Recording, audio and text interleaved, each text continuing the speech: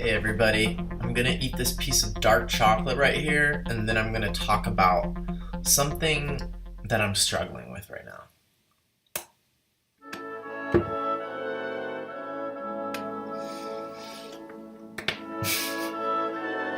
So, what I want to talk about today is how to let go of things, and in particular, I want to talk about how to let go of practices, hobbies, things like that. And so, as many of you know, I'm a big fan of being a generalist. I like to think of myself as some kind of millennial Renaissance man or something like that. And I really think that being a generalist has a lot of advantages. So how can we shed a practice in a graceful way and pivot or transition that energy from that previous practice into the thing that we need to be doing right now?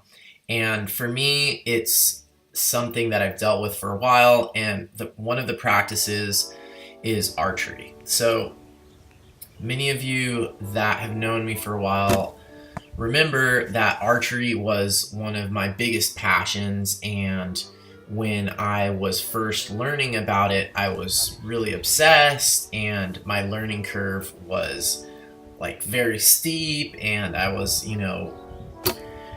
buying and selling bows and making my own arrows, and my journal was full of notes. My journal is a good indicator of what my passion is at the time. So my journal was full of notes and calculations of how to design my arrows best, and I was always researching and testing and going to archery shoots and getting into hunting and stuff like that. And so for the last 4 years or so, I've kind of been on the decline, and I don't know what the initial cause was, but my passion for archery and bow hunting has been getting less and less. At the same time, though, it's been hard for me to just completely move on from it and say, okay, I'm done with archery. And so in today's video, I want to talk about that, because I really think that lifelong learning is an important goal. As we move forward in life, learning new things is one of the most important things to do, because learning how to learn is more important even than all of the little things that you can learn.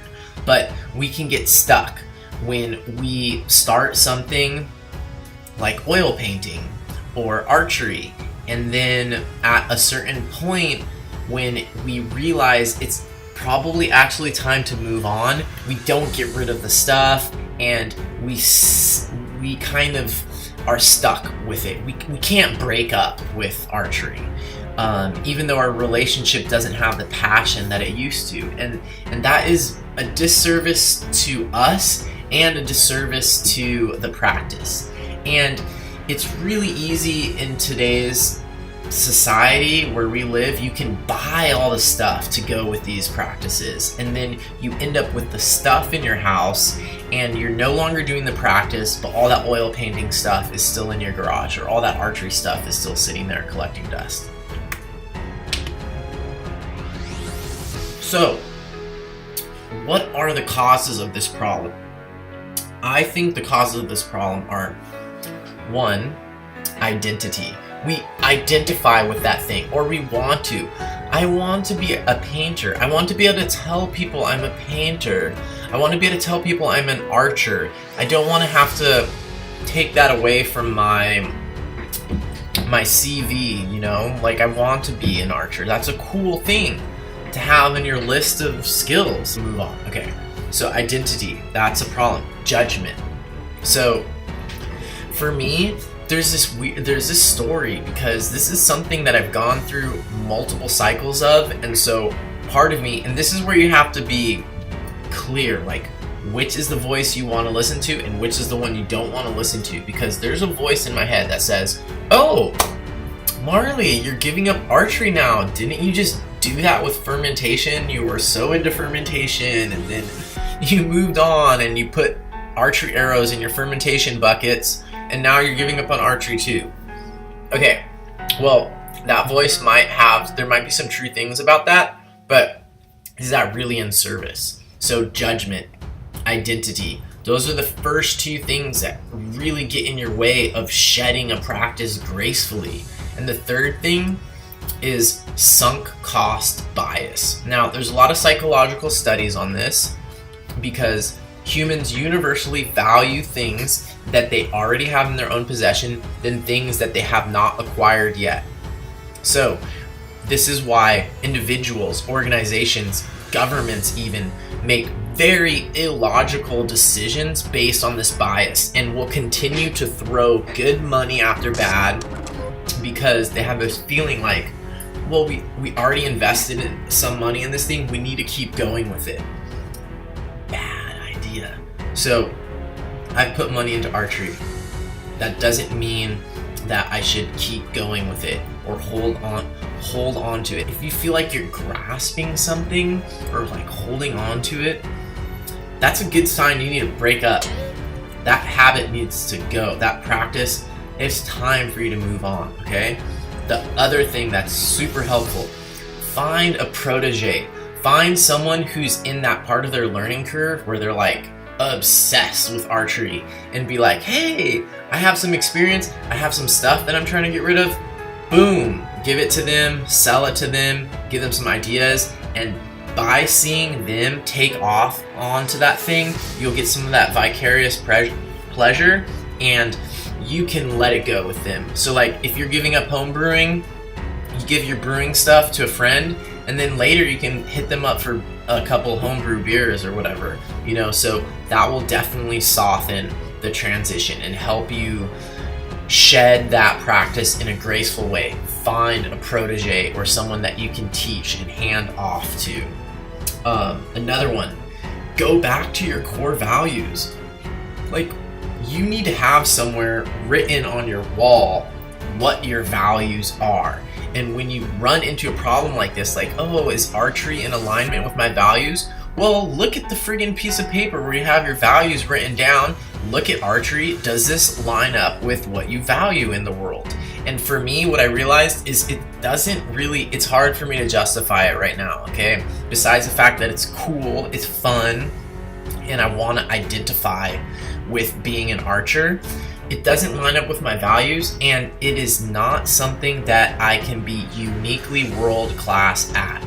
Archery is not how I'm going to change the world. Nature journaling in general, those are the ways that I'm going to change the world. So archery, gosh, it sounds easy right now because I'm on a rant, but archery is one of those things that probably needs to go. All right, the third way that will help soften your transition is reflect on how you have already learned the lesson from that practice and it's time to move on. So instead of picking up your oil painting supplies and getting all nostalgic and fantasizing about how, oh, in a month you'll start working it into your schedule and you'll do it again. Well, be realistic. Are you really going to pick those oil painting supplies up again? Or is it time to like move on and put that energy somewhere else? Look at those supplies.